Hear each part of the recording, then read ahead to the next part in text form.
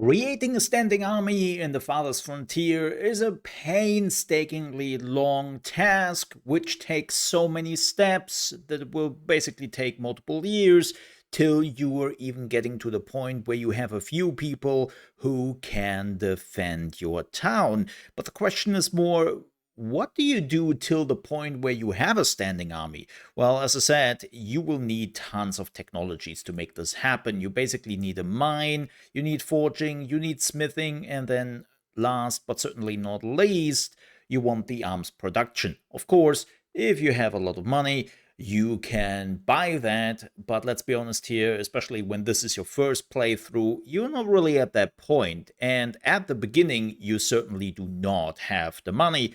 So the question is, how do you defend your town, especially against raiders who are not just standing around in their camps, but they're actually coming to steal shit from you or even destroy your main building? Well, there are multiple things you can do, and some of them are kind of obvious, some others are a little bit cheesy, but they help. So let's talk about this. The first thing you really want is something which can defend your town. And no, I'm not talking about the lookout towers. I'm really sorry, those things are not great. They're actually shit. The guards you have there might be a little bit better than some of the hunters, but also not by much. And again, I don't really like the lookout towers. They're shooting too slow. They are not really can take a beating.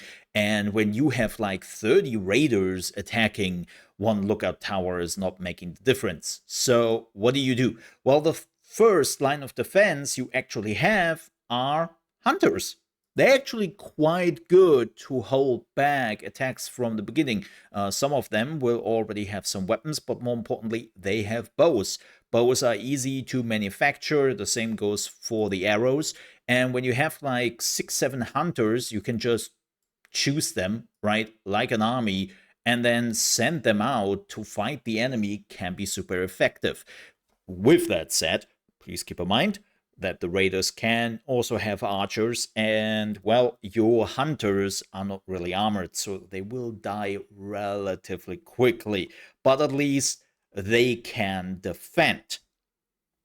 But the good news is you don't really have to sacrifice your hunters. You don't have to sacrifice anything because the AI in this game, when it comes to the raiders, is stupid. No, sorry, seriously, they're brain dead. And they do a lot of stuff where you are just like, oh, I can manipulate that. Oh, I can utilize that. So the first thing I like to do, as you can already see here, I closed up my little town. Now, I know for a lot of you at the beginning that will not really be a possibility, right? You don't have necessarily the wood to do all of this, and this took me quite a while. So what you want to do is you want to funnel them. So even if you can just close off one side relatively easy, they will not necessarily start to attack your walls. They will just go around as they have been doing, and they have been trying to find the easiest way into the city, which is a reason why I don't have a gate here and why I do have 2 lookout towers, because most of the time, not always, very important, not always, but most of the time, the raiders know that there is an opening, and even if they are starting down here or something like that, they will realize, oh, well, why should I waste time destroying the wall if I can just walk through the open gate here? And that means they're coming through here, and as you can see, I have 2 towers here. This is where I normally put my hunters, and then they're just getting slaughtered before they even are in.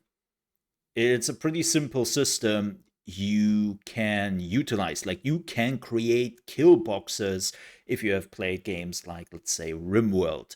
It works because the AI is just looking for an easy way in, and if there is an opening, they will take the opening.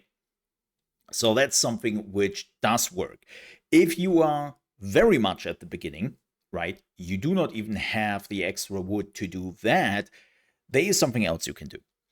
And the AI is, as I said, a bit stupid. So they have only two goals: destroying your main building and, well, steal stuff. So they will try to raid your root cellars, or where most of the raiders will go, they will try to go to the storehouses where there are the most resources, or, well, storehouse with all your gold in it when you don't have a specific building for your gold. So this is where they want to go. And what I like to do is I like to have my storehouses close to my town center, because then I can actually toggle the garrison of the villagers, and the villagers will look for safety in the main building, right? But they will also arm themselves. They will grab a bow, they will grab arrows, and the good thing is they're just magic, because they just appear. You don't have to produce them, you don't have to put them there. They have just infinite bows, infinite arrows, and then they will start to shoot at everyone who is in the vicinity. So a lot of times what happens, all the raiders would just, even if I'm not stopping them here, they would just march through here, try to get into this storehouse specifically, and in the meantime, my town center can just shoot at them while my hunters do the same. They just stand here, they just shoot on them and slowly murder them.